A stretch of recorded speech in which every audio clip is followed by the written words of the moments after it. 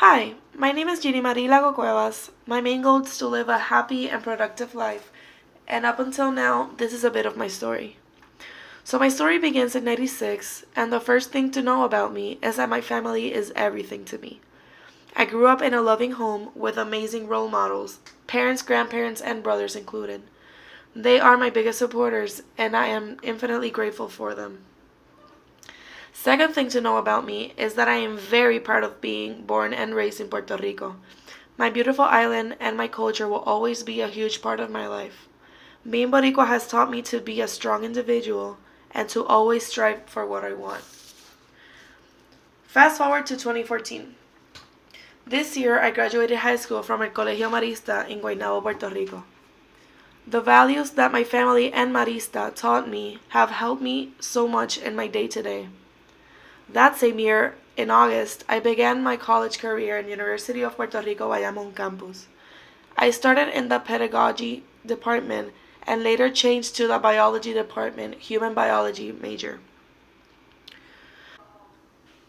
During the years after, in 2015-2016, I had finally decided that occupational therapy was my destiny. That 2015 summer, I worked as a camp counselor to kids aged 5 to 8 years. Working in Villa Campestre helped me realize that I wanted to work with kids. So in fall 2016, I volunteered in a practice called Integrated Psychological Services. With this, I reassured myself that this was indeed my career path. Then, in 2017, things started to change. On September 20th, Hurricane Maria struck Puerto Rico. After this, my campus didn't have an appropriate environment for students. So I started looking for any opportunity that came my way. This is when UCF announced that they were going to help displaced students from Puerto Rico.